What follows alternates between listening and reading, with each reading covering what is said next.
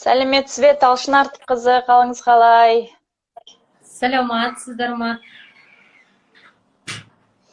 Міне көрдік.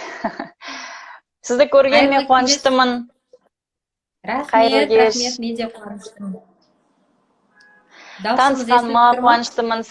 Даусыңыз естіліп тұр, бәрі жақсы. Оқырмандар сіздерге қалай? Даусымыз естіліп жатыр ма сіздерге? Талшын Артыққызы, ең алдымен бізге уақытыңызды бөліп эфирге келіскеніңізге көп алғысымды білдіремін.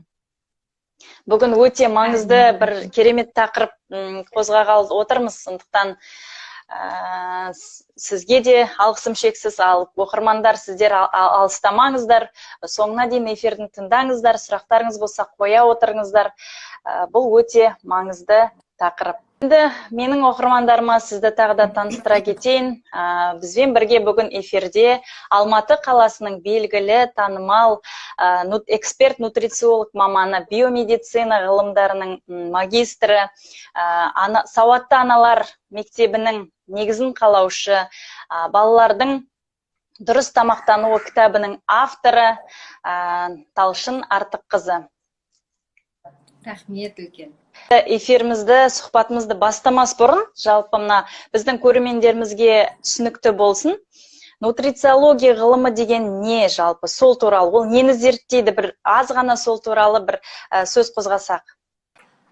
Нутрициология бұл үлкен ғылым негізінде. Нутриенттер деген нәрсені біз жиі естісек те, бірақ соған бір қатты мән беріп жатпаймыз. Нутриенттер деп отырғанымыз бұл біздің ағзамызға қажетті биологиялық активті заттарымыз. Яғни біздің мынау өмір сүруімізге қажетті пайдалы заттар болып есептеледі. Ал енді сол пайдалылардың барлығының қайсысы пайдалы, қайсысының зияны бар, жалпы ағзаға сіңімді ма, сіңімділігі қандай деген сияқты сұрақтарға осы нутрициология ғылымы жауап береді. Нутрициология ғылымы негізінде ол превентивті медицинаның бір бөлігі. Превентивті медицина деп отырғанымыз бұл алдын алу. Яғни мен негізі аурудың алдын алу үшін жұмыс жасайтын маманмын. Дәрігерлер кәдімгі дәстүрлі медицинада уже ауырған адамдарды емдейтін болса, мен адамдарға керісінше ауырмауға, ол аурудың алдын алуға шақырамын. Дұрыс айтасыз, керемет. Мен де толықтай келісемін сізбен. Енді ең алғашқы менің сұрағым, әуелі ана мен бала денсаулығы жайында сөз қозғағым келіп отыр. Сіздің бір постыңызда осындай бір керемет сөз ұнап қалды маған.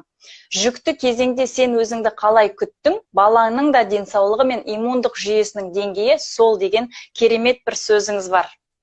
Осы орайда болашақ аналарға нутрициолог ретінде қандай кеңестер айтасыз? Ананың рационы қандай болу керек? Ол ана өз-өзін қалай күту керек? Қандай дәрумендер, қандай баттар қолдану керек? Осы жайында бір толығырақ айта кетсеңіз.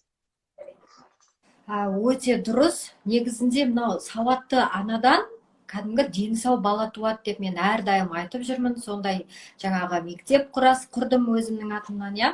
Жалпылама айтқанда расында мынау біздің жүктілік кезеңдегі 9 ай бұл туылғаннан кейін 1 жасқа дейінгі баланың иммунитеті расында біздің 9 айда мынау ағзамыз жинақтаған барлық пайдалы компоненттер 6 айға дейін және де жаңағы төсіміздегі сүтпен 1 жасқа дейін біздің баламызға үлкен азық болады. Себебі 1 жасқа дейін негізгі тамақ бұл ананың сүті болып есептелінеді. Ал енді сол кезеңді егерде біз дұрыс емес өткеретін болсақ, көбінесе аналарымыз әртүрлі жетіспеушіліктерге немқұрайлы қарап жатады. Сонымен бірге жерік деген осы екен деп әртүрлі зиянды тағамдарды қолданып жатады. Содан кейін барып та мынау іштегі бала плацента тітіркене бастайды. Біз өзіміздің көзіміз рентген болмаса УЗИ болмағаннан кейін біз оны байқамаймыз ғой. Ал енді әртүрлі сондай зиянды жаңағы тағамдарды тұтынып жатқан кезде біздің баламыз тітіркенеді екен іште жатып. Сол тітіркену сезімі сонымен қатар мынау ішектегі микробиом жүкті кезде дұрыс қалыптаспаса, онда сіздің балаңыздың да иммундық жүйесі дұрыс болмайды деген сөз. Негізінде ғалымдар айтады, иммунитет ішекте деп. Ол шын сөз.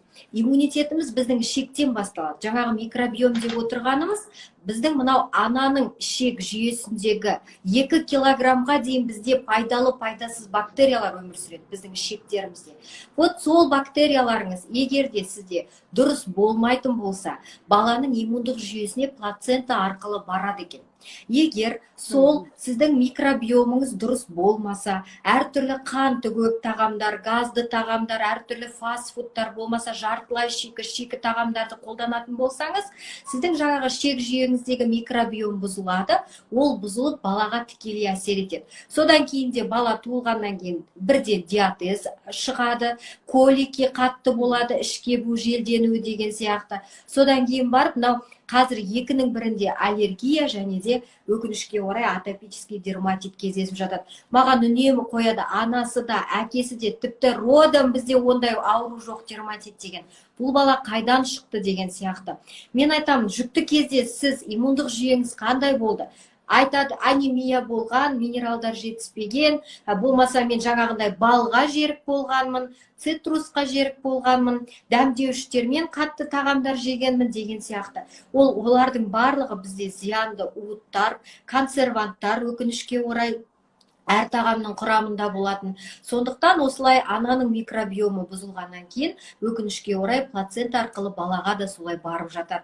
Ананың негізгі мынау жұмысы бала көтергеннен кейін бұл өзіне ғана емес, екі адам үшін жауап беру, жауапкершілікті сезіну болып есептелінеді. Сондықтан да бала жоспарлау кезінде, және де мен всегда айтамын, біздің мынау қазақи менталитетке тән емес нәрсе ғой баланы жоспарлау деген. Бірақ баланы саналы түрде ерлі зайыптылар жоспарлау керек. Яғни анау жүктілікті жоспарлаған әйел саналы түрде өзінің ағзасын жүктілікке, яғни екі адам үшін өмір сүруге дайындау керек. Фолик қышқылын ішу керек, В тобы витаминдерін толықтыру керек, анемия сонымен бірге бізге қажетті цинк, магний, кальций сынды минералдарды толықтырып алу керек. Өзі де жолдасы да инфекцияға мазок тапсырып, саналы түрде жаңағындай жүктілікке дайындалған дұрыс. Себебі қазір екінің бірінде өкінішке орай цитомегало вирус деген жаман вирус шығып жатыр. Ол анасында болады, анасында болғаннан кейін, естественно, ол жаңағы бала шығу жолдары тікелей баланың шыққаннан кейін балаға да прямой туылған кезде жұғып кетіп жатыр. Сол себепті де қымбатты аналар ең бірінші осы жауапкершілікті саналы түрде сезінсеңіздер екен деймін. Керемет айттыңыз. Көп рахмет. Бала күтімі осылай болды. Ал енді баланы босанғаннан кейінде де ананың рационы бір өзгеше болу керек, ерекше мән беріп отыру керек. Және де кішкентай сәбилі аналар ұйқысы қанбайды, стресске көп шалдығады, послеродовой депрессия дегенде бар, гормондардың реттеле қоймаған кездері, сондықтан осы бір кезеңнен сергек, жақсы көңіл күймен өтіп, осы материнствомен ләззат алып өткізетіндей болу үшін оған қандай кеңес бересіз? Бұл негізі үлкен физиология да. Себебі мынау баланы көтерген кезде және босанған кезде біздің әйелдің ағзасы 3 кезеңді стресске ұшырайды. Ең бірінші біздің ағзамыз, сіз баланы көтерген кезде, яғни бойымызға бала біткен кезде, оны кері қарай тебе бастайды. Яғни оны бөтен зат деп ойлайды. Бізде иммундық жүйе өте күшті дамыған ғой, 5 түрлі иммуноглобулиніміз өте күшті жұмыс жасайды. Сол кезде мынау бөтен зат қайдан келді деп тревога басталады ағзада. Сол кезде біз не істейміз? Токсикозды сезінеміз.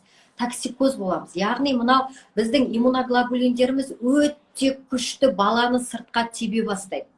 Содан кейін 3 ай көлемінде осы жағдай қайталанып жатады. Гормондарда перестройка болады. Жыныс гормондары бәсеңдеп, пролактин гормоны бөліне бастайды. Мынау төсімізде мазок пайда бола бастайды, сүт бездері пайда бола бастайды.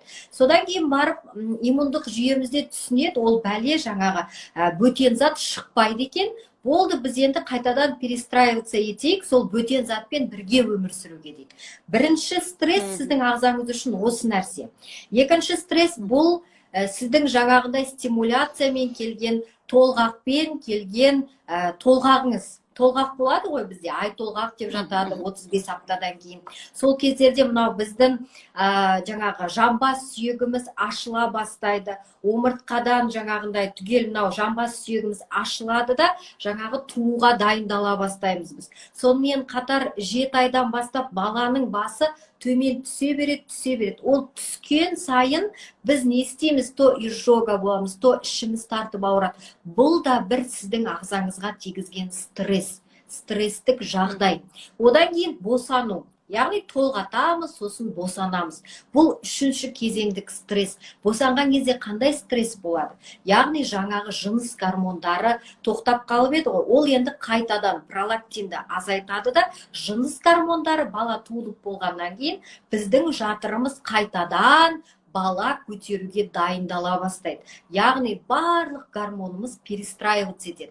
Бұл тағы да стресс. Бұл стресс кемінде 4 айға созылады. Яғни мынау гормондардың қайта қалыпқа келуі, жатырымыздың жиырылуы деген сынды физиологиялық процестердің толықтай жаңағындай қалыпқа келуіне 4 ай уақыт кетеді. Осы 4 айдың ішінде аналардың ұйқысы плюс баламен бірге бұзылады. Егерде ол жаңағы депрессияда жүретін болса, ол жүреді де, себебі анандай 3 кезеңдік стрессті бір адам жаңағындай өзі өткізіп отыр басынан. Ол итакта болады. Сондықтан да жаңағы жанындағы жақындары, жолдасы анаға түсіністік таныту керек. Өйткені оның ағзасы сондай үлкен процестерге ұшырап жатыр. 4 айға дейін жаңағындай сізде гормональный перестройка болған кезде байқайсыз, бетіңіз құрғап кетеді, жаңағы белдеріңіз ауыра бастайды, шашыңыз уыстап түседі. Бұның барлығы жаңағы пролактиннің азайып, жыныс гормонының қайта қалыпқа келіп, гормональный нарушениедан, яғни восстановительный периодтан болатын нәрсе. Одан кейін барып енді баланы туғаннан кейінгі ләззат деп айтып жатасыз ғой. Бұл енді психологиялық тұрғыда ана өзін дайындамаса, любой әйел бұндай жағдайда сынады. Егерде сырттан жаңағындай жақындарынан қолдау күтпейтін болса, онда ол әйелге тіпті қиын болып есептелінеді. Сондықтан да жүкті кезде, босанғаннан кейінгі кезеңді бізде қыздар не істейді? Әсіресе первородкалар. Анау кинодан көріп алады, болмаса кітаптан оқып алады. Бала туыла салады, мен құр жатам жанымда, сосын бірден өсе салады деп ойлайды. Сосын күйеуім менің жанымда всегда отырады, сөйтіп екеуміз баланы ортаға алып қарап жатамыз деп. Сондай бір картинаны елестетіп алады аналардың барлығы, қыздардың барлығы. Ал енді ол картина негізінде ондай болмайды ғой. Толғақтың өзі қаншама стресс, ол босанады, сосын колики болады. Жаңағындай егер разрыв, тағы бірдеңелер болса, тағы стресс, екі есе стресс болады. 40 күнге дейінгі баланың күтімі тағы да бар. Осы нәрсенің барлығына психологиялық тұрғыда ана дайын болу керек. Бізде көбінесе менің қынжылатыным, поликлиникада тегін болса да клуб мамочка бармайды. Хотя бы анау ақша төлеп емес, кәдімгі тегініне де бармайды да. Негізі ол жерде не істейді? Ана болуға үйрете бастайды. Сондай нәрсеге бару керек. Сондықтан да саналы түрде ана болуға дайындалыңыз. Жалпылама әйел адамның бұл өмірге келген миссиясы ана болу екенін ұмытпаңыз. Яғни сіз ең бақытты әйелсіз. Осы нәрсемен-ақ кішкене өзіңізге утешение жасаңыз. Сосын барып мен всегда аналарға айтатын сөзім, бала мәңгі бақи кішкентай болмайды. Шыдам керек. Сабырлықпен күтсеңіз, ертең-ақ балаңыз өсіп, иншалла өніп, сізге сол жемісін көрсетеді. Сіз қалай түн ұйқыңызды 4 бөлсеңіз, қалай жақсы тәрбие берсеңіз балаңызға, кейін балаңыз да сізге сондай жауап қайтаратын болады.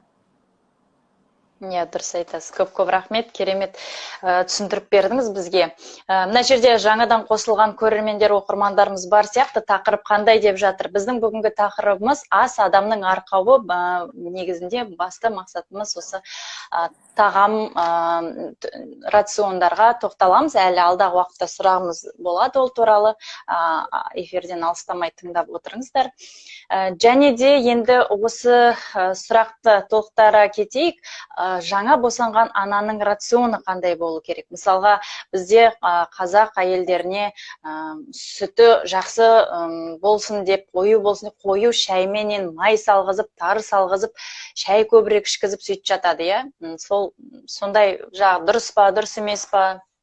Толығырақ айта кетсеңіз осы рацион туралы. Өте орынды сұрақ негізінде. Бізде еще қалжа деген бар ғой. 40 күн бойы ауыр қойдың сорпасын ішу керек деген понятие да бар. Бұл енді дұрыс емес, өкінішке орай. Осы қойдың етінен, жалпы еттен біздің Қазақстан, мысалы Қазақстан, Қырғызстан әсіресе етті көп пайдаланатын елдерде өкінішке орай тікішек және асқазан рагы көп екен. Бұл дегеніміз не? Яғни асқазан оны ауыр қорытады деген сөз. Жиі күшті белокты тағамды жей беріп біздің уже шектеріміз оған шыдамайды деген сөз. Ендігі мәселе, босанған әйел бізде ең бірінші шектелетін аналар көп. Қатты шектеліп кетеді, то жеміс жемейді, ананы жегісі келеді, болмайды, мынаны жегісі келеді, болмайды. Негізінде аралас рацион болған дұрыс. 40 күн бойы өтініш сорпа іше бермеңіздер. Сорпаның барлығы, майлы нәрсенің барлығы мынау ішектеріңізге жабысады. Сіз мынау ішіңіз үлкейген сайын жүкті кезде анау ішектеріңіз бүкіл мынау брюшной полостағы мүшелер қысылып тұрды итакта. Олар енді қайта қалыпқа келу үшін итакта сізде физиологический запор болады. Ал енді сіз келіп тарыны глютенге толы, жаңағы крахмалға толы, одан кейін барып мучной жаңағы тамақты, одан қалды бері белокқа толы тамақты ішетін болсаңыз, онда ішегіңіз просто шыдамауы мүмкін. Одан сайын сіздің ішектеріңіз жаңағы қатып, бірлері дұрыс жұмыс жасамай, өкінішке орай проктолог маманға баруға тура келесіздер. Енді аты жаман, ұятты ауру болса да, өкінішке орай после родов көп әйелде геморрой пайда болып жатады осының әсерінен. Сондықтан аралас рацион жасаңыздар. Егер балаңызда колики болып жататын болса, онда жаңағындай глютен, казеинді, яғни глютен деп отырғанымыз жаңағы мучной тағамдар, ашытқымен тағамдар, содан кейін барып майлы сүттен өзіңізді шектеңіз. Және де мынау бізде понятие бар ғой, сүтпен шай ішсе сүт шығады деген. Негізінде сүтті шығарып тұрған бізде окситоцин деген күшті гормон бар. Сіз су ішсеңіз де ол гормон жақсарады. Жылы кипяток ішсеңіз де сізден тер бұрқ етіп шығады. Жай ғана балаңызға бір еміреніңізші, окситоцин бұрқ етіп шығады да, плюс сізге жаңағы сүт барады балаңызға. Окситоцин сонымен бірге мынау жатырыңызды жиырылуға көмектеседі. Неге біз айтамыз баланы жиі еміз деп? Баланы емізген сайын окситоцин бөлінеді, сіз мейірленесіз балаға, одан кейін бар плюс жатырыңызда жиырылып жатады. Яғни белгілі бір рацион, андай бір тары же, сүт же деген нәрсеге мен қарсымын. Ауыр тағам қажет емес. Дұрыс тамақтаныңыз 5 мезгіл, және де клетчатканы ұмытпаңыз. Клетчатка деп отырғанымыз өсімдік негізгі жаңағы салаттар, жемістер, жаңағы тағам түскен кезде біздің ағзамызға шіру процесі болады ғой. Клетчатканы жейтін болсаңыз, шіру жақсы жүреді. Сол себепті де қатты тым шектелмеңіз. Ендігі мәселе тәтті жеген кезде балада диатез пайда болып жатады ғой. Реакция бақылаңыз. Мысалы, жаз айында босанса, мен де мысалы 2 баламды да жазда босандым, қиын болатын. Мысалы, бір нәрсені жеу үшін 12-ге дейін, түскі 12-ге дейін бір түйірін жеп бақылайсыз баланы. Егер балада ешқандай реакция онда жеуіңізге болады оны. Бірақ енді бір шелек бір нені жеп тастамайсыз ғой, өзінің нормасымен жейтін болсаңыз, бәрі де жақсы болады сізде. Және де бояғыш бар, консервант бар тағамдардан аулақ жүріңіздер, емізулі кезде әсіресе. Себебі балаңыздың жаңа айттым ғой, микробиомы тікелей сізге байланысты болады. Керемет. Керемет айттыңыз, толықтырып барлығын бәрі түсінікті болған сияқты. Енді мына қосымша сүт, яғни смесь туралы сөз қозғағым келіп отыр. Мысалға, балаларға арналған қосымша сүт өнімдерін шығаратын өндіріс бұл көптеген миллионды бизнес негізінде. Сондықтан халыққа оны пайдалы, витаминдерге толы, табиғи өнім ретінде насихаттайды. Бұл қаншалықты рас, және де балаларымызға енді өкінішке орай ананың сүті келмей қалып, баланы қосымша сүтке көшіруге тура келген жағдайларда болып жатады. Сондықтан сместі қалай таңдаймыз, құрамында қандай, неге мән беруіміз қажет, сол туралы айтса кетсеңіз. негізі смесь бұл қандай мақтаған смесь болсын, қандай бір керемет болса да, ана сүтін алмастыра алмайды. Ешқандай смесь, ешқандай жануар сүті ана сүтін алмастырмайды бізде. Себебі ана сүтіндегі пайдалы компоненттер олар мүлдем кездеспейді ешқандай сүтте. Алланың жаратқаны сондай еткен. Ал енді келесі мәселе, мынау сместі енді амалдың жоғынан кейде балаларға беріп жатады ғой. Жалпылама мынау табиғи нәрсе мен жасанды нәрсе. Егер ананың сүтін табиғи деп қарасақ, смесь соның көшірмесі. Бірақ көшірме ешқашан оригинал бола алмайды ғой. Сондықтан да көшірмені қолдануға болады, бірақ мына нәрсені ескеріңіздер. Ең бірінші құрамында мальтодекстрин, сонымен бірге консерванттар, деп аталатын консерванттар бар, және де пальма өсімдік майы деген жазулардан аулақ болсаңыздар дұрыс. Себебі пальма майы бұл біздің ағзамызға, әсіресе мынау ішектерімізге өте зиян болып есептелінеді. Пальма майы өндірістің жаңағындай қаншама өндірістен өтеді ғой смеске қосылған кезде. Оны біз мынау крахмалды және пальма майын сместер ұзақ сақтау үшін қояды өндірушілер. Өйткені тез бұзылып кетсе, олардың жаңағы бизнесіне бұл қажет емес. Оларға ұзақ сақталуы керек. Сол үшін де олар көп мөлшерде қосып тастайды. Сол үшін сместе амал болса сол пальма майынсыз, мальтодекстринсіз, крахмалсыз және деп қойылған консерванттар аз мөлшердегі түрін пайдаланғаныңыз жөн болады. Ал енді смес ішкен бала, жаңағы емізген баладан қарағанда иммунитеті төмен болады деген сияқты дүниелер айтып жатады. Жоқ, иммунитетті Алла тағала біздің баламызға беріп қойған. Әр адамда бізде иммуноглобулин, иммунитет бар.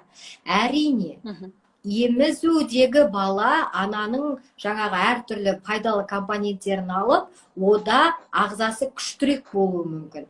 Бірақ смес ішкен бала мүлдем аурушаң болады, жаңағы тағысын тағы дүние деген ол дұрыс емес. Себебі физиология әр адамда бірдей қалыптасқан. Бізге иммунитетті барлығымызға бірдей етіп берген болып есептелінеді. Осындай құрамына қараған дұрыс. Енді сместің барлығы күшті деп айта алмаймын. Қарапайым осы нәрселерден бастап алса, және де кейбір аналар мынау 1, 2, 0 деген жазуларында түсінбей жатады. Сонымен қатар мынау нормасынан көп беріп жатады да, балалардың іші кеуіп кетеді. Сондай сияқты бір нюанстар болып жатады аналардың нәрсесінде. Бірақ аналарға айтарым, қандай нәрсе бермеңіз, бірінші өзіңіз оқыңыз, сосын өзіңіз ішіп көріңіз, не болса да баланың аузына тығатын. Содан кейін барып балаға ұсынғаныңыз жөн болады. Осы нәрсені айтқым келді. Яғни нұсқаулық міндетті түрде оқыңыздар. Асырмаңыздар нормасынан, көп те бермеңіздер. Керемет. Көп рахмет.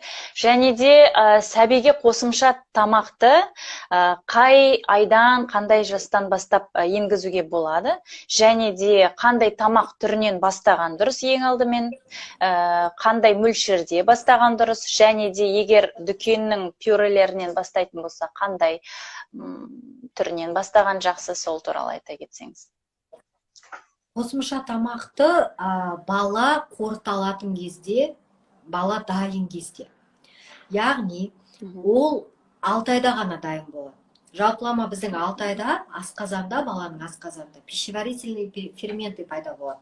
Яғни, ферменттер бізге не үшін керек? Асты қорыту үшін керек. Ондай ферменттер пайда болмай жатып, егер 4 айдан сіз балаға беретін болсаңыз, просто баланың асқазанын үлкейтесіз, қалай кірді, солай шығып кетеді олас. Және де асқазанын үлкейтеміз, сонымен бірге ішектеріне тітіркендіру туындатамыз, қан тамырларын үлкейтіп тастаймыз, солай толықтай баланың пищевой поведениясын бұзамыз. Ондай балалар ерте егер беріп жататын болса, тек жұта береді. Ол тамақты не екенін білмейді, өйткені балада пищевой интерес қалыптаспады. Ең бірінші баланың пищевой интересі қалыптастыру керек. 5,5 айдан бастап кухнямен таныстыру, өзіңіз қарап бірге тамақты көрсету, тамақтың тамақ екенін мынау миына баланың жеткізу, күнделікті көрсету арқылы. Жаңағындай стол алып беру, баланың тамақтандыру столына отырғызу, қасықты көрсету, жаңағы тарелкасын көрсету деген сияқты. Ал енді 6 айдан бастап неден бастаймыз? Әрине езбелерден бастаймыз. 6 айдан бастап картоптың езбесін, жаңағы мучной тамақ, нан беріп жүрмеңіздер. Ең бірінші езбеден бастау керекпіз, және де термиялық өңдеуден өткен. Термиялық өңдеуде отырғанымыз буға піскен, парға піскен, не болмаса жаңағыдай әйтеуір 100 градуста піскен тамақ болу керек. Себебі мынау шикілей беретін болсаңыздар, ішек бүрлері тітіркенуі мүмкін. Ішек бүрлері тітіркенеді, балада жаңағындай тітіркену процесі болып, тағамды дұрыс қабылдамай қалуы мүмкін. Содан қандай езбеден бастаймыз? Гипоаллергенді езбелерден бастаймыз, яғни түске қараймыз. Тағамдық светофор деген понятие бар нутрициологияда. Ол деп отырғанымыз жасыл, ол гипоаллергенділер, яғни аллергия туындатпайтын көкөністер, кабачки, цветная капуста, брокколи деген сияқты. Ал енді орташа аллергендер сары түс, яғни біздегі сәбіз, асқабақ деген сынды. Ал күшті аллергендер олар қызыл түстер. Обычно қызыл түстілерді, жаңа клубника, малина, қызылша деген сияқтар, олар күшті аллергендер. Оны тек қана біз ішегіміз 1 жаста ғана қабылдайды, соны ескеріп отырыңыздар. Осы пищевой светофор. Одан кейін мынау привкус деген понятие бар. Бізде қазақ аудиториясына привкус дегенді енгізу мен үшін өте қиын болды. Өте көп тас лақтырулар болды. Өлген жоқпыз, бүйткен жоқпыз, 5 баланы асырадық деген сынды негативтер өте көп болды осы привкусты түсіндіруде. Өйткені адамдар түсіне алмады. Привкус дегеніміз мынау біздің тіліміз, баланың тілі яғни. Тілі 4 түрлі рецепторды қабылдайды. Ол рецепторлар тәттіні, ащыны, қышқылды және де тұщыны қабылдауға қабілетті. Оны бізге уже Алла солай беріп қойған. Бұл физиология заңы. Сіз егер балаңызға сол 6 айынан бірінші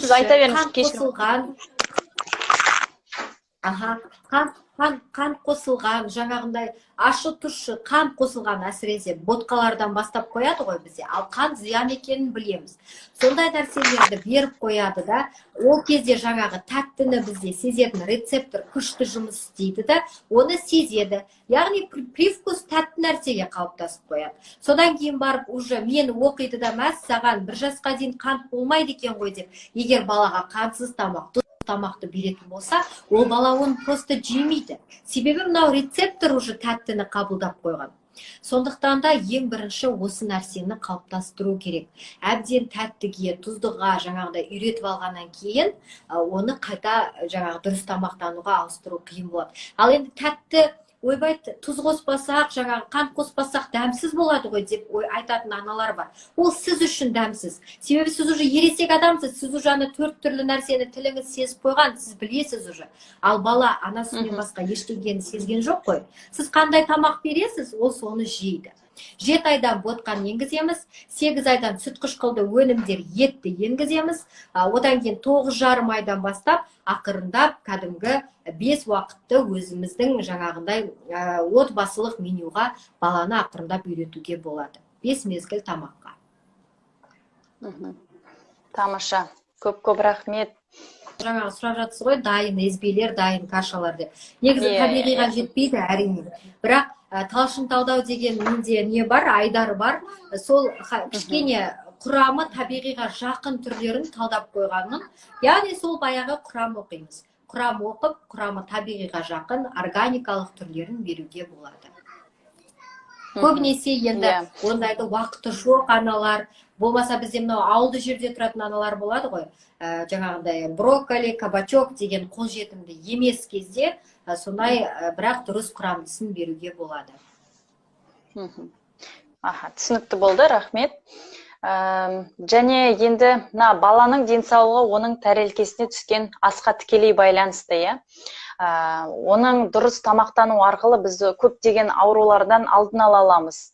Иммунитетін нығайта аламыз. Және де біз ата-ана оның алдында міндеттіміз. Оларды кішкентай жастан бастап дұрыс тамақтану дәстүріне үйрету. Соны біз қазір кішкентай кезінде қалай қалыптастырамыз, сол өскен кезде солай оны алып кетеді. Өзінің отбасында соны да жасайтын болады. Сондықтан бізге қазір сіз үйретсеңіз, айтсаңыз, дені сау баланың дені сау болу үшін оның рационы қандай болу керек, және бала күнде тұтыну керек ең маңызды тағам түрлерін атап кетсеңіз. Күнделікті тұтыну керек. Ең бірінші, қазақта сөз бар ғой, бала айтқаныңды емес, көргенін істейді деп. Балаңыздың рационы дұрыс болу үшін өзіңіздің рационыңызды турлау керексіз. Өзіңіз фастфуд жеп отырып, балаңызға ботқаны беріп, балам, фастфуд зиян, ана ботқа пайдалы, сен соны же десең, ол саналы түрде оны қабылдамайды. Өйткені өзінің ата-анасы соны жеп отыр. Ата-анасына ештеңке болмады, балаға уже ол саналы түрде болмайды. Сіздің көзіңізше болмаса да, кейін барып сол тағамның ол міндетті түрде дәмін көргісі келіп отырады. Сондықтан бірінші сақтайтын қағида ол үлгі болыңыз балаңызға. Егер балаңыз сіз секілді 25 жасқа келмей бетінің бәрі безеу болмасын десеңіз, жаңағыдай аллергиямен жаңағы страдать етпесін десеңіз, жиі ауыра берсін демесеңіз, тісінің барлығы жаңағы кариес болмасын десеңіз, тағы дүниелер болсын десеңіз, онда бала туғаннан кейін балаңызға дұрыс бағыт беруге өзіңіз үлгі болыңыз. Полностью дұрыс тамақтануға өтіңіз. Екінші мәселе, қазаққа тән емес, тағы да бір нәрсе, тән емес болғанда үйретуге болады ғой, әрине. Мынау дастарханның этикеті. Дұрыс тамақтану дастархан этикеті жоқ. Осы нәрсені сақтаңыздар. Таңғы асқа кешеден қалған тамақты қоя береміз. Таңғы аста қандай жаңағындай тағамдар тұрды, түскі аста да, кешкі аста да кейде сол тағамдарды қойып қоямыз. Бізде ешқандай понятие жоқ. Таңғы аста мынандай ғана тағамдар жеу керек. Түскі аста мына тағамды жеу керек. Қалған нәрсені үстелдің үстіне қоймау керек деген сияқты. Ал бізде қалай болады? Кешкі аста да сол вареньямыз, печеньямыз бәрі тұрады. Түскі аста да сондай болады. Келген адам бізде сол нәрсенің барлығының бар екенін білу керек. Ал этикет мүлдем сақталмайды. Ал соны көріп өскен бала не істейді? Таңғы аста, яғни мен тек қана ботқа, болмаса сырники, жаңағындай блинчики жемеу керек екенмін. Мен анау кешеден қалған тамақты да жеуге болады екен маған. Тамақпен бірге вареньяны қосып жеуге болады екен деген сияқты саналы түрде сондай понятие қалыптасады балада. Егер сіз сондай нәрсе қалыптастыратын болсаңыз. Келесі нәрсе, қандай рацион жасау керекпіз? Міндетті түрде балаға күнделікті фруктовая и овощная тарелка жасаңыз. Міндетті түрде. Сол нәрсе болу керек. Себебі олар біздің басты дәрумендеріміз. Дәруменнің, табиғи дәруменнің көзі сол. Көбінесе мен таң қаламын, үйде бізде балам көкөніс жемейді, тек тамақ жейді, мучной жейді. Бізде тек жемісті әрең ғана жейді. Ол неден болады? Біріншіден жаңағы этикет жоқ, екіншіден үлгі жоқ, үшіншіден балаға оны сен бермесең, үйретпесең, ол бала өздігінен никогда жемейді оны. Көкөніс жейтін бала кемде кем қазіргі кезде. Себебі өзіміз тамақпен бірге кешкіден клетчатка болсын деп салат міндетті түрде қоймаймыз. Жаңағы овощная тарелка мүлдем болмайды бізде көп жағдайда. Тек қана әйтеуір қарын тойу керек, бізде сол понятие. И естеріңізде болсын, арық бала ешқандай ауру бала емес. Бізде осындай понятие. Әйтеуір семірту керек баланы. Мына балаң әрең тұр, бозарып тұр, ағарып тұр, неден деген сияқты нәрселер тамақ бермегеннен деп өте көп тамақ беріп тастайды. Келесі мәселе, белокты қадағалау керек. Белок қандай болу керек? Біздің жаңағы пайдалы жұмыртқамыз, иә? Бала тағамына мен әрдайым бөдене жұмыртқасын да қосыңыз деп айтамын. Өйткені ол анемиядан құтқарушы күшті белок болып есептелінеді, витаминдерге толы. Және де жаңағы еттер, майлы емес етті беріңіздер балаға, өйткені шегіне ауыр болады оның. Сонымен бірге күнделікті жеу керек нәрсесі, ол ішу керек нәрсесі су. Балаға жеткілікті мөлшерде су беріңіздер. Су бұл баланың әрдайым қолжетімдісі болу керек. Жиі су беріп үйретіңіздер. Неге балада запоры болады, тағы бір нәрсе, жаңағындай кишечнигінде бір мәселелер болып жатады, керісі құрғап жатады. Осының барлығын жеткілікті мөлшерде су бермеуден болады. Сондықтан да ақша деген сөзді оқып, ақша деп айтып жатырмын ғой. Жоқ, қателесесіздер. Көп адамдар ойлайды, дұрыс тамақтану қымбат болады деп. Ол қымбат болмайды, қыздар. Мысалы, менде өзімде магазин бар ғой, балалар тағамдарын сататын. Сол жерде, мысалы, дұрыс құрамды каша 2000 теңгеден жоғары тұрады. Ал енді күріш пен гречканы, жаңағы арпаны килограмдап сол 2000 теңгеге алсаңыз, 1,5-2 ай қолданасыз. Килограмының өзін. Кішкене балаға қажетті мөлшерде ботқа жасайтын болсаңыз. Ал енді қараңыз, қайсысы қымбат, қайсысы арзан. 4 4 штук алма алсаңыз 350 теңге. Ал бір баночка жаңағы езбені алатын болсаңыз, өзі 250 теңге тұрады, дұрыс құрамдысы. Қайсысы арзан? Әрине табиғи түрі арзан, я мысалы. Сондықтан да дұрыс тамақтану қымбат деген нәрсе емес. Бізде дұрыс тамақтану деген анау фитнес тренерлер, диетологтардың анау авокадо, бірдеңе, брокколи деген нәрселерді көрсетіп қойғанымен сондай бір психология қалыптасып қалған ғой бізде дұрыс тамақтану қымбат деген. Бірақ мысалы рафинированный, нерафинированный маслоға келгенде кокос майы, топленый май қолданыңыз деп айтып жатқан кезде әрине дұрыс құрамдылар сәл қымбаттау тұрады. Бірақ егер сіз дұрыс құрамды тағамдармен тамақ жасайтын болсаңыз, сіздің денсаулығыңыз жақсы болады. Ал егер ақшаның көзіне қарап, біз өлген жоқпыз, қойған жоқпыз дейтін болсаңыз, сондай нерафинированный масломен тамақ жасасаңыз, тағысын тағы консерванттарды алатын болсаңыз, онда 5-6 жылдан кейін Алла сақтасын әрине. Бүйрегіңіз, бауырыңыз, өтіңіз отказ берген кезде, не болмаса ауырған кезде, сол ақшаңыз, сол үнемдеген ақшаңыз 5-6 есе, тіпті 10 есе артық шығып кетеді. Оны емдеу үшін дәрі-дәрмекке. Емдеу үшін қаншама дәрі-дәрмек. Бір бала ауырса, кемі 40 мыңдай кетіп қалады ғой, аналар түсінеді оны. Сондықтан да осы нәрсенің алдын алуға шақырамын. Дұрыс құрамды тамақ жеп, осы нәрсенің алдын алыңыздар. Мен өте қатты қынжыламын. Консультацияға 3 жасар бала, 4 жасар бала келеді. Өті қисайып кеткен, өті толып кеткен. Құдай-ау, енді ғана дамып келе жатқан ағзада не деген жинақталған, толған желчь ол. Неге ол қисайып кетіп жатыр? Барлығы осы дұрыс тамақтандырмаудан. Жаңағы чипсыды бере береді, кириешкені бере береді, фастфуд тағысындағы фриіміз бар, басқа нәрсеміз бар, бере береміз. Содан кейін барып магазинде әдейі төмен полкаларға қойып қоятын бояғышқа, консервантқа толы тәттілеріміз бар. Оның барлығы баратта мынау ішектерде жинала береді, содан кейін барып олар жаңағы желчке айналады, тағысындағы каменге айналады. Алла сақтасын, жинақтала беретін болса, ракқа да айналуы мүмкін. Әсіресе мынау канцерогендер мысалы жаңағы жиі-жиістер ғой, фриді барып, анау жолдағы пирожки всякие, анау жарить ететін нәрселер. Ол егерде бір-ек қана использованный жаңағы масланы 2 рет использовать етсе, уже жаңағы май канцероген болып есептелінеді. Ол канцерогенде жаңағы пісіп шыққан фриіңіз тоже канцероген болып шығады. Сондықтан ол зиян, ішектерге зиян, жинақталады, балаға обалды қыласыздар. Ертеңгі күні балаңыз сізге неге маған дұрыс қарамадың дегізбеу үшін осы рационын туырлаңыздар. Қиын емес ол. 5 мезгіл өзіңіз сол нәрсеге үйреншікті болсаңыз, өзіңіз сол нәрсеге саналы түрде келсеңіз, дұрыс тамақтану қиын емес. Көбінесе мына магазинге барғанда жыласа алып беретін шығарсың деп жатады. Менің үлкен ұлым 2 жасқа дейін тіпті чупа-чупс жаңағы тәтті деген нәрсені көрген жоқ. Өйткені мен оған алып берген жоқпын. Мысалы, сондай нәрседе ол тәрбиеге де байланысты. Егер білмесе, ол бала көрмейді, біліп көргеннен кейін ол нәрсені жеп отыр мысалы. Балаға да саналы түрде болмайды, мен боладыны түсіндіре алу керек анасы. Егер өзі жеп отырса, онда ол балаға ақыл айтып керек емес. Үлгі болу керек.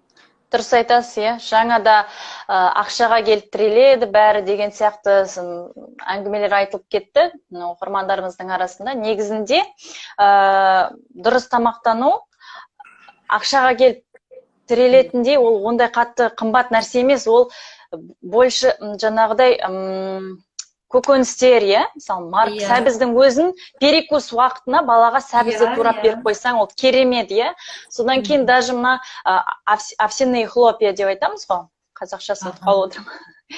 Сол оның түсінікті болсын, овсяные. Овсянка ретінде халық жақсы біледі ғой, айта берейін. Соның өзін таңертеңгі асқа ботқа ретінде қылып майменен пісіріп беруге болады, араластырып. Оны духовкаға құрғатып пісіріп, гранола жасауға болады. Оны овсян жаңағы оладушки жасауға болады одан. Сонда печенье жасауға дұрыс айтасыз. Оны ыстық суға бұқтырып, жаңағы сүтпен, бананмен араластырып, жаңағы смузи ретінде сұйық жасап жатады, Сонда бір овсянкадан бірнеше түрлі қылып балаға ұсынуға болады. Ал овсянканың бір кішкентай 7 злаков, 5 злаков деген нәрсесі 300 теңгеге дейін даже жетпейтін сияқты, иә, оған да жетпейді. Былай қарағанда. Көкөністердің өзінде де арзанға алуға болады. Қазір мінекей керемет сезоны, иә. Сондықтан ол ақша емес, адамның фантазиясына байланысты сияқты.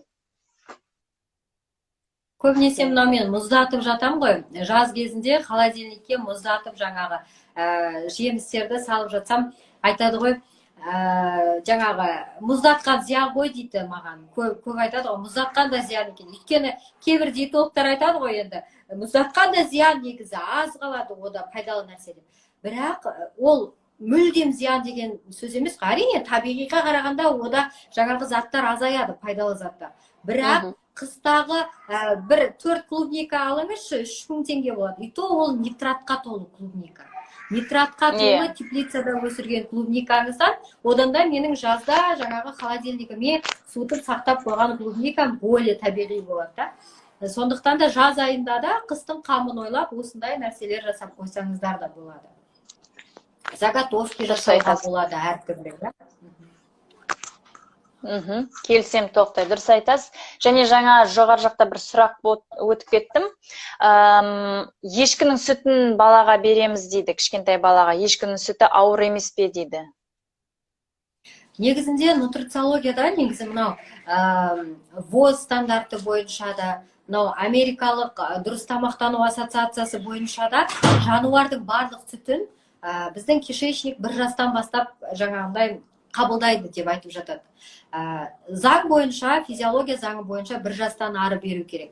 Және де бізде мынандай понятие бар да, емізуден шығару үшін сүтке үйретіп алады. Болмаса сүтті прям емшектің сүті сияқты көріп, прям сүтке үйретіп алады да, балада хронический анемия болып жатады. Ол үлкен казеин деген белок. Біздің мынау емшек сүтіміздегі белок, ол мүлдем басқа белок, аналар. Сондықтан да сиыр сүті, қандай да ақ жаңағы сүттер болсын, олар мынау ағзадағы темір мен В тобы витаминдерін жоғалтып тастайды. Шамадан тыс көп оларды іше беретін болса бала, анемияға ұшырайды. Осы нәрсені ұмытпаңыздар. Сүтке зависимый жасамаңыздар баланы. Ал енді жалпы жануардың сүтін сол 1 жастан беруді мен құптаймын. Және де аптасына 3-4 реттен көп емес. Өзін, сүттің өзін. Көп рахмет. Түсінікті болды. Қазір біз сұрақтарыңыз қоя беріңіздер. Біз қазір эфирдің соңында тағы бір оралатын боламыз сұраққа. Енді келесі сұрағыма көшейін. Мен сізге эфирге шығуға біраз дайындалған болатынмын, ізденіп, осы салада сұрақтар дайындағанда. Сонда мен білгенім, мына шектің, яғни кишечниктің хал жағдайы организмнің дұрыс жұмыс жасауына аса маңызды рөл атқарады екен.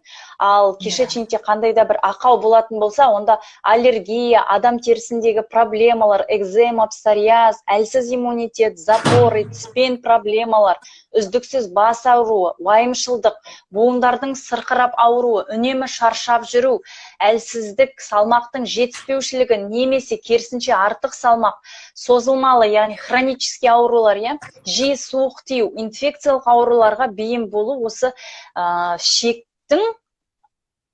шекке байланысты екен естіген кезде шошып кеттім өзім. Сонда біз тамақтануымызды дұрыстасақ, ішкі организміміздің бәрі дұрыс болса, біз ешқашан ауырмай сапсау жүруімізге болады екен. Осы енді сіз бізге осы орайда шек туралы, шек күтімі туралы, шек жұмысының бұзылуына не себеп болады? Бұзбау үшін не істеуіміз керек? Осы туралы толықтай бізге айта кетсеңіз. Негізі айттым ғой жаңа, иммунитет шекте деп. Иммунитет в кишечнике деп ол бұрыннан айтып келе жатыр, бірақ ол нәрсені біз саналы түрде қабылдамаймыз да.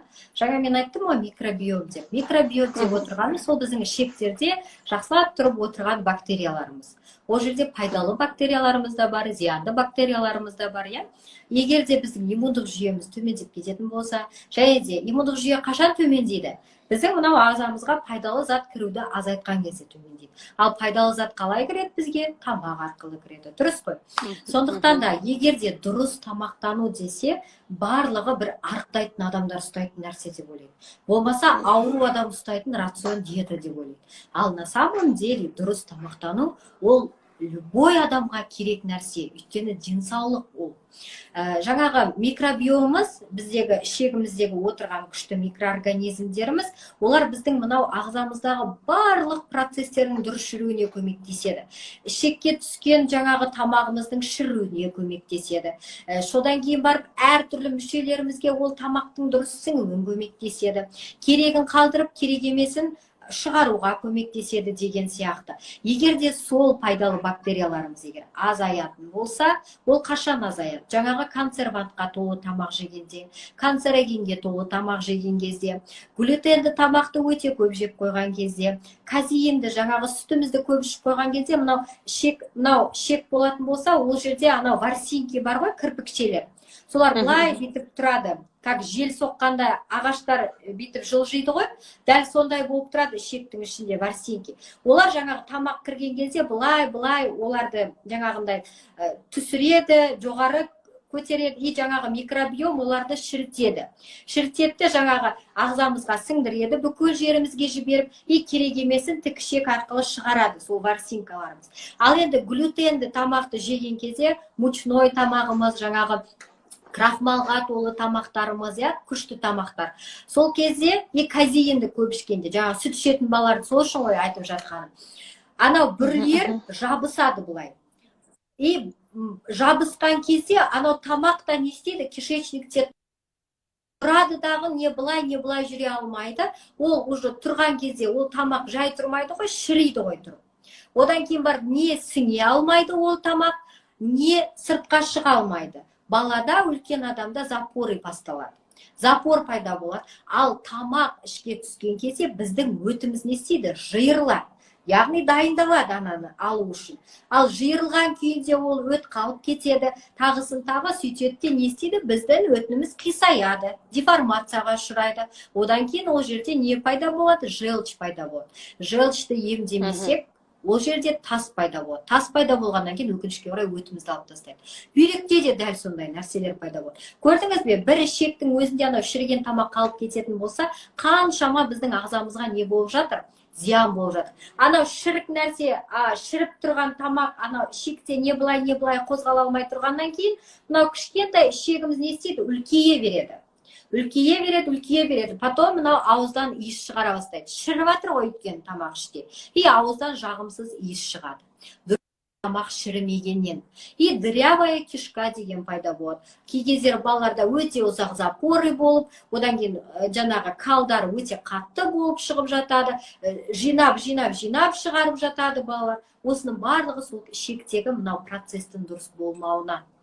Ал енді ол дұрыс болу үшін үнемі бізде шірітіп отыратын клетчаткамыз болу керек. Үнемі жаңағы кешке дейін мучной тамақты жей керек, глютенді азайту керек деген сияқты.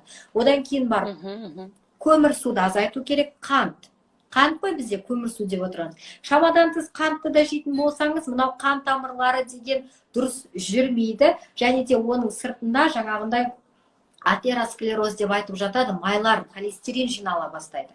Холестерин жиналып, әбден анау қан тамырын бітіп жалмаған кезде, қан тамыры не істейді? Қысылады. Қысылып, қан қысымы пайда болады бізде. Қарап отырсаңыз, ал қан қысымы білесіз, инфаркт, инсульт, давление деген сияқты жаман ауруларды туындатып жатады. Қарап отырсаңыз, бір кішкентай қанттың өзі, көмір судың өзі қаншама ағзаны жаңағындай аты жаман ауруларға ұшыратып жатыр.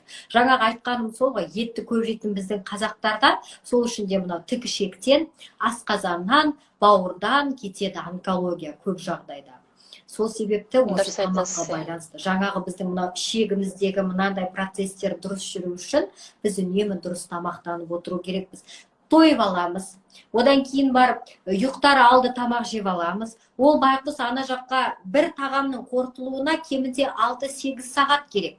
Анау асқазаныңызға барады, ол асқазандағы сөлдермен араласады, сосын ол жаңағы ішекке түседі, ол жаңағындай үлкен процестерге ұшырап, біреу шығады, біреу жаңағы сіңеді деген сияқты. Сол үлкен процесс жүру үшін 6-8 сағат кемінде керек. Ал енді сіз қараңыз, түсте тамақ жемейсіз, таңертең жемейсіз, кешке келіп тойып жеп аласыз, кішірейген асқазанды үлкейтіп тастайсыз, одан шектерге барады, ол қортам дегенше ұйықтап қаласыз. Не болады? Артық салмақ пайда болады, и плюс сіздің анау ағзаңыз быт-шыт болады.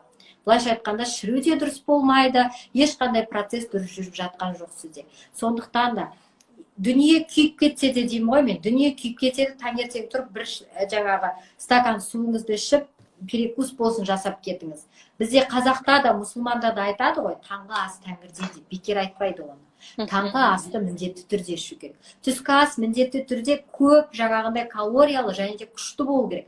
Неге? Өйткені біз түсте кешке дейін әйтеуір күшті тамақты не істейміз, жаңағындай қорытып шірітіп үлгереміз. Ал кешке жақын жеңіл тамақ жасаңыздар. Мен кейде аналарға күлем ғой, турецкий сериалды күнде көресіздер ғой деймін мен. Я көреміз дейді. Я говорю, турецкий сериалда ужинда не ішеді десем, кешке дейін сорпа ішіп жатады дейді да. Тек қана анау екі кейіпкердің махаббатына қызықпай, хотя бы сол кешке дейін сорпа ішкеніне қызығыңыздаршы деймін ғой мен. Сөйтсем күледі да барлығы. Хотя бы сериалдан осы дұрыс тамақтанатын бір жаңағы кішкене мәлімет алыңыздар деп күліп жатамын. Сондықтан да кешкі тамақ әрдайым жеңіл болу керек. Өйткені біздің ағзамыз қорыталу керек оны. Бар болғаны осы қағида. Сіз керемет қымбат жаңағы нәрселерді алмай-ақ қойыңыз. Керемет қымбат салаттар жасамай-ақ қойыңыз. Қажет емес. Әйтеуір қолдағы барыңызбен күнделікті 2000-1500 килокалорияңызды жеп, дұрыс ұйықтап, дұрыс жүрсеңіз, бәрі жақсы болады сізде. Рас айтады. Мынау ішектегі жаңағы микробиом бұзылған кезде бізде гормондарға және иммуноглобулиндерге сигнал барады. Әй, бізге анау тұрып қалды что-то, ана тамақтан біз ешқандай пайдалы нәрсе алып жатқан жоқпыз, бірдеңе болды ана жерде деген сияқты. Ол сигнал барғаннан кейін не олар ала алмайды, не гормон дұрыс болмайды, стресс болады ағзада. Солай біздің мынау пайдалы витаминдер сіңбей, балада да, жаңағы үлкен ағзада да не болады, истощение болады. Ала алмағаннан кейін пайдалы нәрсені анемия болады, басқа тағы да жетіспеушіліктер болады. Енді баттарға байланысты айтарым, баттың барлығы керемет деп айта алмаймын. Оны үнемі жазып жүрмін, үнемі айтып жүрмін. Бат дегеніміз ол тек қана тамаққа қосымша ғой. Солай түсініңіздер. Бат іштім, бітті, мен тазарып кеттім, бітті, мен жақсы болып кеттім деген сөз емес. Тамақ болмаса, дұрыс тамақ, ол вообще сіңбейді де қалуы мүмкін сізге. Көбінесе аналар дәріге, витаминге сеніп алады да, тамақ ішпесе де әйтеуір витамин жеп жүр ғой деп ойлайды. Егер де сіздің ішкен жаңағы кальцийіңіз, кальций беріп жүріп, жаңағы витаминдер, мультивитаминдер беріп жүріп, тамақ ішпейтін болса бала, ол витамин бәрібір шіріп атқан жоқ, сіңіп атқан жоқ, ол барып өтсе, бүйректе тас болып жиналып жатыр. Сондықтан да тамақпен бірге бересіздер. Биологическая активная добавка деп әппаққа қап-қарамен жазып қойған оларда, бат дегендің расшифровкасын. Бірақ біз соны түсінбейміз. Яғни олардың өзі айтып тұр сізге, біз тек қана тағамға қосымшамыз. Бізді ішсең тамақпен ғана іш деп айтып тұр да, бірақ біз оны саналы түрде не істейміз, қабылдамаймыз. Біз сөзімізді қорытындылай кетейік. Дұрыс тамақтану үшін, жаңағы ішек жұмыстары дұрыс жұмыс жасау үшін бізге көбіне жаңағы майлы қою, ауыр тағамдар жемеуіміз қажет. Ет, майлы ет, әсіресе кешкі уақытта жатар алдында. Содан кейін көбірек көкөністер, жемістер қолдануымыз керек. Содан кейін кисломолочный продукты, микробиомының ретке келтіреді. Келісем ғой, бірақ дұрыс тамақтану десем, адамдардың психологиясын құртқым келмейді да, мені шектеу деп. Өйткені мен кезде шыққан кезде адамдарға анау болмайды, мынау болмайды деп айтуға не істемеймін. Шектеуім келмейді. Етті мүлдем болмайды емес, кейбір адамдар бір сөзді прямой түсінеді ғой енді, кей адамдар мысалы. Сол кезде мен айтамын да, ет болады. Ет болады. Бірақ жеңіл түрлері, майлы емес. Және де мынау сорпаның өзін, қазір таза етте аз ғой, мысалы ауылдан келетін ет, өзіміздің анау шүйгінді жайлауда жүрген малдың еті де аз. Қазір малдың барлығын антибиотиктерге отырғызып, семіртіп жаңағы сатып жатыр мысалы фермалар. Сондықтан да базардан аласыз. Мен бір рет, неге бұны айтып отырмын, бір рет жаңағыдай неге эфирге шығып сосын IGTV-де видео шығарған болатынмын парақшама. Бірінші реттік сорпа зиян деп. Сол кезде барлығы деген маған прямой түсініп, ойбай сен қазақ емессің, қазақша түсінба немене, сорпа ішпегенсің ба деген сияқты үлкен дау туып кеткен болатын. Менің айтпағым ол сорпаны екінші ретті қайнату дегенім, көбігін алу дегенім, жаңағы зиянды антибиотикке өскен еттер көп қой. Сол еттегі антибиотик, гормонның барлығы анау сорпаға шығады ғой. Сол сорпаны балаға бергеннен көрі, одан да оны төгіп жаңағы көбігін алып тастап, екінші рет қайнатып беріңіздер деп айтып жатырмын да. Майлы да сондай. Мысалы, мен ана өт аурулары болған кезде, бауыры ауырғанда, панкреатит болғанда рацион жасаймын ғой жеңіл кеңесте. Сол кезде екінші, үшінші реттік сорпаны беремін көбінесе. Сол кездегі адамдардың айтқаны, оказывается, мына сорпада какой-то бір дәмде болады екен ғой, мен мүлдем дәмсіз боламын деп ойлап едім деген сияқты нәрселер айтады. Сондықтан да болады. Сүйек сорпасы, яғни костный бульон деп айтып жатамыз ғой, сол да болады. Қазақпыз ғой, Құдай-ау, етсіз болмайды бізге. Етті де жеу керекпіз, бірақ в меру жеу керекпіз. Мысалы, тойға барамыз, жаңағы недавно ауызашарларда болдық, я, белоктың түр-түрі тұрады. Яғни біз керемет етіп жасап қоямыз ғой, жаңағы тарелка, мясная тарелка деп, ассорти деп. Сол кезде, мысалы, егер де сіз бір емес, бірнеше түрлі еттің түрін жейтін болсаңыз, онда сіздің ішектеріңіз жылайды сізге. Мен всегда, мысалы, рацион жасағанда түсте тауықтың сорпасын ішсе, кешке тауықтың котлетін беруге тырысамын рационда. Неге? Себебі олар бір түрлі белок тез қорытылады бірдей болып. Ал енді сіз қазыны да тауықтың етінде жаңағы қойдың да қабырғасын жеп алатын болсаңыз, ана жер каша-маша болады да, ішектеріңіз жаңағындай мүлдем ауыр қорытады оны. Сондықтан осы нәрсені қадағалайды. Әрине кисломолочныйлар да болады, бірақ кисломолочный болады екен деп күнде балаға айран беруге де болмайды. Себебі жаңа айттым, темірді жойып тастайды деп. Сондықтан да барлығын норма дегенмен дос болыңыздар. Нормасын сақтасаңыздар, күнделікті нәрсенің онда барлығы тамаша болады. Мучнойды да мен көп шектемеймін. Мысалы, кейбір мамандар глютенді болмайды деп, глютенсіз деп жатады. Кейде мен өзім сторизде онымен тағам жасап жатсам, сен деген нутрициологсың, глютен жейсің бе деп айтып жатады. Сондықтан да айыптасын демейін, айына 1-2 рет мучной болады, бірақ меру жеңіздер. Керемет, түсінікті болды. Және де сұрақтар болды. Өтті қалай тазалаймыз? Ішектегі құрттарды қалай тазалаймыз деген сұрақтар болды. Ол мусордан болады. Екеуінде де мусор жинақталғаннан осындай нәрселер пайда болып жатыр. Өтті тазарту дегенде, өтте бізде холецистит деген болады, желчь жиналып қалады. Болмаса, желчьпен бірге тас уже жиналып қалады. Или уже тас болады. Мысалы, өтінде тас бар адамдарға детокс никак болмайды. Мен көбінесе осы диетологтармен де қатты қарсы шығамын диетологтарға. Осы ағзаның жағдайын білмей жатып детокс жаңағындай жасап жатады да адамдарға. Егер де сіз детокс жасап, мысалы, өтінде тасы бар адамға детокс жасайтын болсаңыз, онда ол тас просто жарылып кетуі мүмкін де, адам ала сақтасын өліп те кетуі мүмкін. Сондықтан да қымбаттылар, өтті тазалау үшін әртүрлі шөп ішкізсіздер, тағы бірдеңесіздер. Рацион керек. Рацион керек, және де дұрыс анализдер сұраймын, УЗИге түсіремін, түгелдей жаңағындай денсаулық жағдайын біліп аламын. Детоксқа дайын ба? Кей кездері өтіде толған, бірақ анемиясы бар адамдар бар. Яғни оған анемия мен D3 витамині жоқ адамға барып мен тазарту жасап тастайтын болсам, ол адам 2 күннен кейін талатта қалады, мысалы. Өйткені ода дым жоқ өзінде. Өзі дым жоқ, детокстан шаршап қалады, мысалы. Қамығып қалады, ағзасы вообще стресс болады. Ол кезде мен адамға өтін тазалаймын деп, керісінше басқа органдарына не істеймін, ауру жасап аламын. Сондықтан да бұл нәрсені общий айтатын нәрсе емес та, әр адамның ағзасы индивидуальный. Сондықтан сіздің жағдайыңызға қарап, сіздің жаңағы анализіңізге қарап, УЗИіңізге қарап, только можно рацион и детоксты жасауға. А паразиттерге келетін болсақ, паразитті сіз бір дәрімен өлтіре алмайсыздар.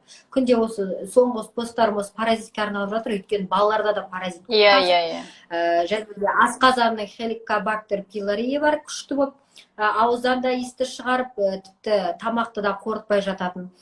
Сондықтан да ол нәрсе жаңағы мусордан ғой, микробиомның жоғалуынан. Пайдалы микробтар бізде азайып кетті да, микробиом, зияндылар көбейіп кетті. Вот сол кезде сізде паразит болады. Ішекті түгел тазалау керек. Оған бірінші тазартасыз, тазартушы дәрілермен, препараттармен, рационмен.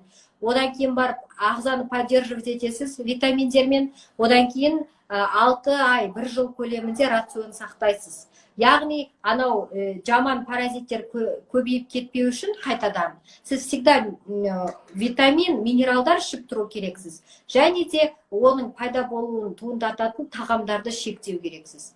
Кемінде 6 ай, 1 жыл кетеді паразиттен толық сіздің ағзаңыз айығу үшін.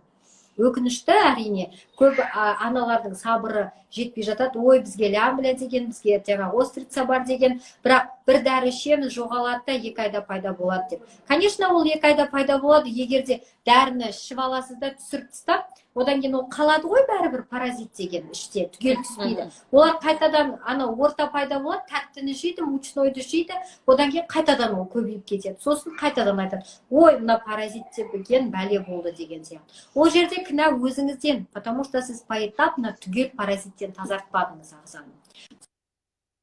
Дұрыс тазару керек. Ал жалпы осы ағзалар дұрыс жұмыс жасау үшін бізде сүннет амалдар бар ғой, пайғамбарымыз саллаллаху алейхи уассалам жасап кеткен. Ол аптасына 2 рет нәпіл оразасын ұстаңыз, ораза кезінде тазарыңыз мысалы, я. Аптасына 1 рет хотя бы ашығу жасап тұрыңыз. Бұл керемет ағзаны жаңартады, тазартады. Түсінікті.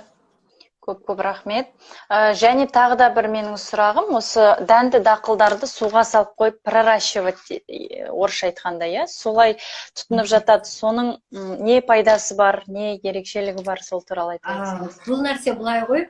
Мысалы, біз алған кезде жаңғақтарды, жаңағы дәнді дақылдарды, олардағы ферменттер өліп жатады. Просто өліп жатады. Және де фитиндер болады ол жерде. Ал фитиндер біздегі ішектерімізді тіркендіріп тастайды, жаңағы бүрлерімізді. Және де мынау ағзадағы темір мен пайдалы микроэлементтер және де витаминдерді сорып алады өздеріне. Шығып кетеді. Яғни шығарып тастайды ағзадан. Неге жаңағы суға саламыз? Суға салған кезде жаңағы өліп қалған біздің ферменттеріміз өсімдіктегі, жаңағы дақылдағы, жаңғақтағы қайтадан тіріледі. Солай тіріліп, олар пайдалырақ бола бастайды.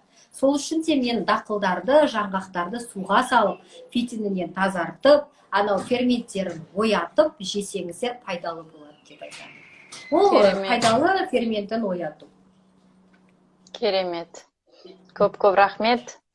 Енді біздің сұхбатымызда аяғына таяп қалды.